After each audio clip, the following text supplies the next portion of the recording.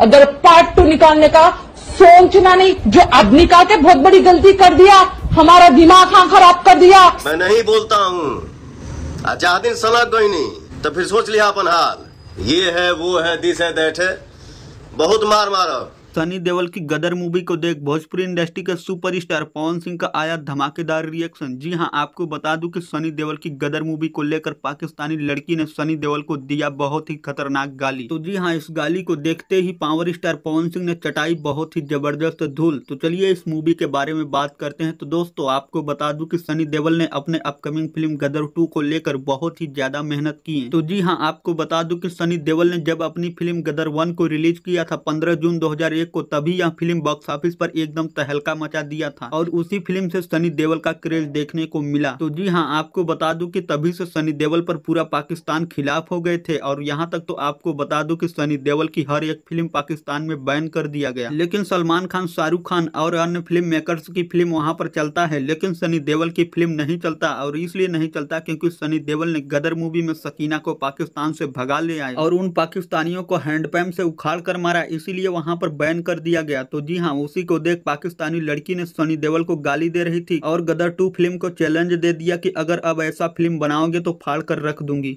अगर पार्ट 2 निकालने का सोचना नहीं, जो अब निकाल के बहुत बड़ी गलती कर दिया। लेकिन सनी देओल ने गदर 2 को भी बनाकर रिलीज डेट रख दिया और इसी को देख पावर स्टार पवन सिंह ने ऐसे पाकिस्तानियों को जबरदस्त सुनाया। बहुत मार मारो, लेकिन किसी और का शिकायत मत किया करो। इतना ध्यान रखना, पवन सिंह नाम है मेरा। दिन सलग नहीं तो फिर दिक्कत हो जाएगी। तो जी हाँ दोस्तों, इस फिल्म को लेकर आपकी क्या राय है? क्या सनी देओल ने यह फिल्म बनाकर अच्छा किया या नहीं? नीचे कमेंट बॉक्स में कमेंट करके हमें जरूर बताएं और अगर आप इस चैनल पर नए हैं तो प्लीज इस चैनल को सब्सक्राइब भी करते जाएं।